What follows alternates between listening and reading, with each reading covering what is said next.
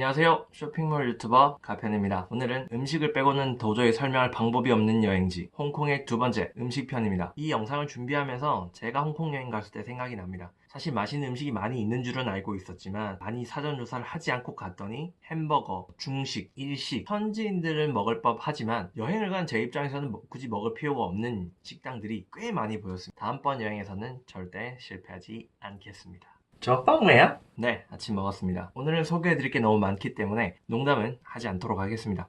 알았다. 홍콩은 동아시아 한복판에서 정말 오랫동안 무역을 했던 나라입니다. 홍콩에서 많이 먹는 요리를 뽑아보면 일단 광동 요리가 아주 베이스가 됩니다. 거기에 중국 북경 요리, 일본 요리, 인도 파키스탄 요리, 서양식 빵, 페스츄리, 미국식 요리, 이탈리아, 프랑스, 홍콩식 패스트푸드까지 정말 다양합니다. 이 뿌리 깊은 음식 역사를 모두 이해하는 건 너무 무리고요. 대신 홍콩에서만 맛볼 수 있는 요리들을 최대한 많이 소개해드리도록 하겠습니다. 먼저 홍콩 요리라고 하면 중국 광동 지역의 영향을 가장 많이 받았는데요. 실제로 광동어가 표준어기도 하죠. 그리고 영국 요리, 안타까운 일이지만 영국에 100년간 속해 있었기 때문에 영국 음식의 영향을 받을 수밖에 없었고요. 그리고 일본, 한국, 대만 등 다양한 아시아 국가들의 요리들도 많이 접목되어 있습니다. 음식 관점에서 좀 특이한 점이 하나 있는데요. 홍콩의 가정집에는 부엌이 없는 경우가 정말 많다고 합니다.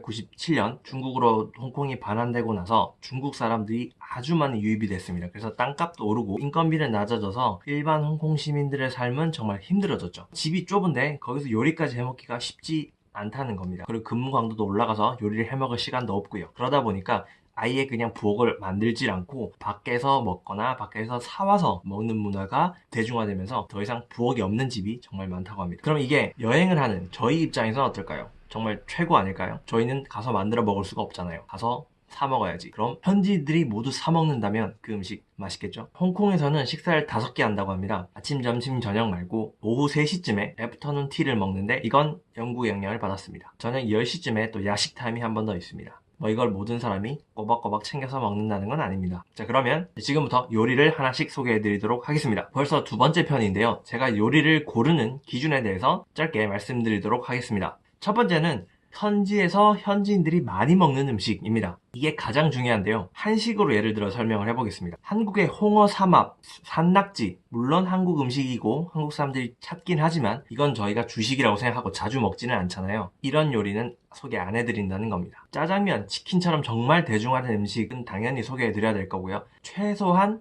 감자탕 정도 이해되셨죠? 자, 여기서 아무리 많이 드시더라도 피자, 파스타, 햄버거, 초밥 이런 아주 보편적인 세계 어디를 여행해도 맛보실 수 있는 요리는 빼겠습니다. 아무리 맛있더라도요. 정말 맛있는 식당 있겠죠. 그러면 식당을 찾아서 가시면 되고 이 나라의 주 음식이다 라고 소개하진 않을 겁니다. 그런데 정말 피자가 주식인 나라가 있겠죠. 이탈리아도 그렇고요.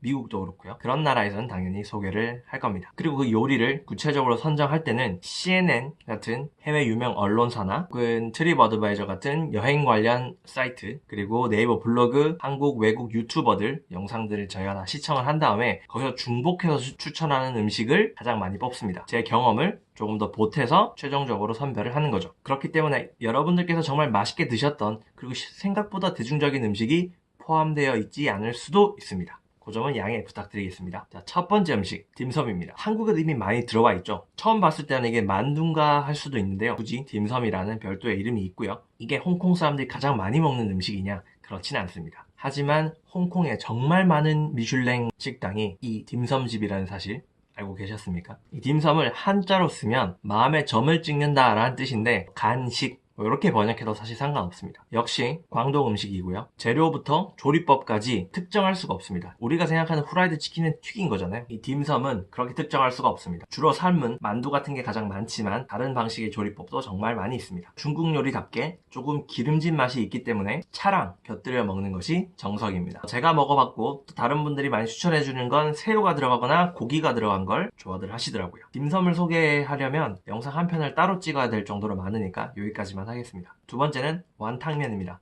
이것도 한국에 많이 알려져 있죠. 물론 광동 요리고요. 주로 해산물로 육수를 내고 고기에 계란면 혹은 밀가루면을 넣은 다음에 끓이는데 특징은 바로 이 완자가 들어갑니다. 완자는 새우나 고기나 기타 등등으로 다진 동그란 건데 뭔지 아시죠? 만두처럼 생긴 친구가 들어갈 때도 있고요. 어떤 완탕면이냐에 따라서 다를 겁니다. 세 번째는 볶은 야채입니다. 중국 요리에는 볶는 방식의 요리가 정말 많죠. 이것도 역시 광동 요리인데요. 모닝글로리란 시금치도 볶고요. 정말 다양한 채소를 거기에 이제 들어가는 양념은 주로 굴소스, 마늘, 고추 등을 넣어서 볶습니다. 가셔서 메인만 드시지 마시고 꼭 야채를 한 가지 혹은 두 가지를 곁들여서 드시면 좋을 겁니다. 한국에 와서 김치찌개 시켜놓고 김치찌개만 끝까지 퍼드시는 외국인들을 많이 봤거든요.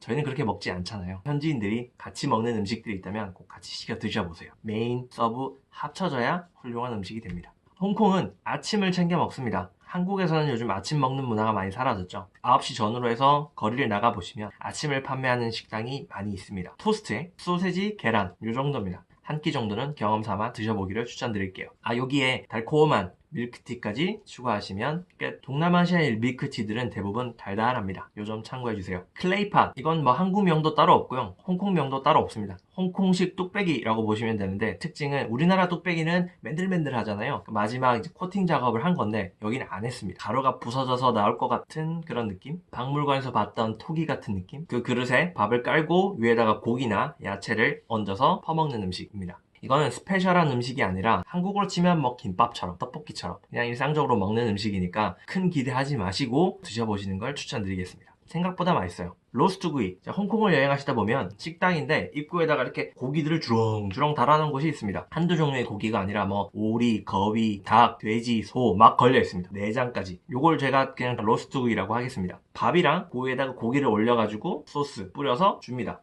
요것도 현지인들의 일상적인 밥입니다. 반찬으로 큰 고기 덩어리를 사가시는 분도 있고요. 거기서 밥이랑 고기만 해서 바로 한 끼 식사로 드시는 분도 있습니다. 자, 요거까지 소개해드리고 고기 이야기는 마무리하도록 하겠습니다. 바로 차슈인데요. 한국에서도 차슈 이미 많이 유명해졌죠. 데리야끼 소스 비슷한 간장 플러스 설탕 조합은 언제나 맛있습니다. 그 베이스로 만든 건데 특징은 조금 더 느끼하다는 거. 그거만 좀 차이가 있겠고요. 역시나 광동 요리입니다. 한국에서 혹은 일본에서 주로 먹는 간장 베이스의 달콤한 양념 고기들은 대부분 이미 썰어놓은 고기를 양념해서 먹는 경우가 많은데 차슈 같은 경우에는 보통 큰 덩어리를 통째로 양념해서 조리한 다음에 마지막에 잘라 먹습니다. 그럼 안에 들어있는 것도 양념에 쩔어 있는 게 아니라 고기 원래 색깔도 일부 남아 있습니다. 이것도 홍콩 사람들이 아주 좋아하는 요리니까 꼭 한번 드셔보세요. 스크램블 에그 샌드위치.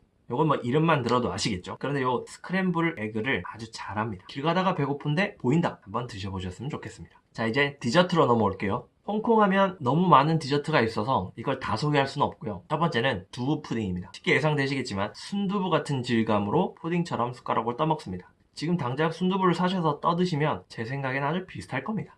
다만 거기에 달콤한 소스가 발라져 있다는 거.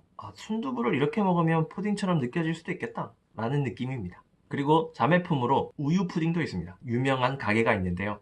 제가 먹었을 때는 소소, 제 아내는 굿. 개인적으로는 그냥 오리지널 푸딩이 가장 맛있었습니다. 자, 두 번째는 에그타르트입니다. 사실 에그타르트는 포르투갈의 한 수도원에서 개발이 됐고요. 그게 이제 전 세계적으로 퍼졌고 아주 흔한 음식이 됐죠. 어쨌건 싱가폴, 홍콩, 대만 다 에그타르트가 유명하니까 에그타르트 좋아하시면 가서 한번 드셔보세요. 네, 마지막으로 디저트이자 길거리 음식 달걀 와플입니다. 딱 봐도 전통적인 음식 느낌은 아니죠. 요즘 깡통시장 같은 데 가면 보실 수 있어요. 흔해졌습니다. 원조 한번 드셔보시고 싶으시면 바삭바삭하니 맛있습니다. 긴 영상 봐주셔서 감사드립니다. 오늘 조용해달라 해가 조용했는데 고생했다. 다음 편에서는 홍콩의 세 번째 홍콩 여행 꿀팁편으로 돌아오도록 하겠습니다. 즐거운 여행 되세요. 가편이었습니다.